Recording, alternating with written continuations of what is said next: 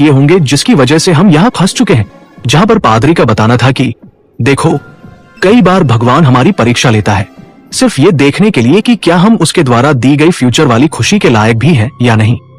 तो बस ये समझ लो कि ये तुम्हारा इम्तिहान है। जूली के चले जाने के बाद पादरी अपने ही चर्च के नीचे बने सीक्रेट ठिकाने पर पहुंचता है जहां उसने सारा को कैद कर रखा था। खत्री ने बॉयड से झूठ कहा था कि सारा जंगल में भाग गई है। वह सारा से पूछता है कि आखिर तुम ये बच्चों का कत्लेआम क्यों कर रही थी, और मैं ये बात भी जानता हूं कि उस दिन क्लिनिक का दरवाजा तुम्ही ने खुला छोड़ा था। सारा बोलना स्टार्ट करती है कि देखो, वे जो अननोन एंटिटीज हैं वे सिर्फ शिकार करना जानती है। वे कभी हमारे पीछे भागते नहीं, सिर्फ चलते हुए आते हैं क्योंकि उन्हें मालूम है कि हम कहीं दूर जा नहीं सकते।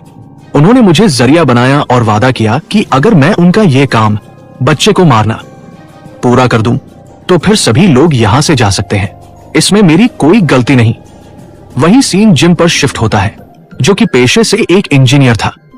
जब वो यहाँ के तारों और स्विचों को चेक करने लगता है तो उसे मालूम चलता है कि सब कुछ तो नकली है। तो आखिर बिना इलेक्ट्रिसिटी के ये सारे बल्ब्स चल कैसे रहे हैं। इसी बीच यहाँ पर जेड भी पहुंच जाता है और बताता है कि मैं सॉफ्टवेयर इंजीनियर हूं और ये टाउन जानबूझकर ऐसा बनाया गया है ताकि सिर्फ हमें ही इलेक्ट्रिसिटी मिल सके। अगर यहाँ इलेक्ट्रिसिटी है तो सिग्नल भी बाहर जा सकते होंगे। दूसरी तरफ तबीता को डायर के स्टोर रूम में एक बहुत ही पुराना ब्रेसलेट मिलता है जो कि उसके पति जिम का था और 15 साल पहले टेक्सास सिटी में खो चुका था। आज वह यहाँ कैसे आया, ये एक बड़ी गुत्थी थी। वहीं जिम और जेड एक ऊंचे पेड़ पर चढ़कर सिग्नल भेजने की कोशिश करते हैं जहां जेड को डरावने हेलुसिनेशन, भ्रम होने लगते हैं। उसे 1940 के दशक के सोल्जर्स दिखाई देते हैं।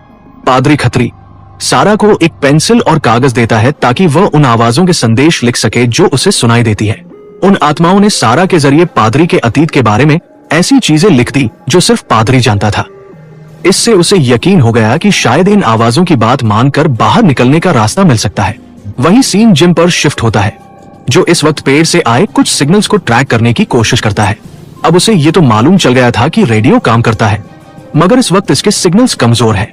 इसे किसी और ऊंची जगह पर एस्टैब्लिश करना पड़ेगा ताकि ये सिग्नल्स को बेहतर तरीके से कैच कर पाए। वही जेड जो वहां से भाग चुका था वो आकर डायर में बैठ जाता है और मैडम टियान उसे खाना सर्व करती है। अब जैसा कि टाउन सेरेमनी के अंदर जेड ने भी पत्थर चुना था तो उसे अब किसी के घर में रहना जरूरी था। मैडम टियान उसे अपने घर में रहने के लिए बोलती है। इस वक्त जेड वही चिन्ह, सिंबल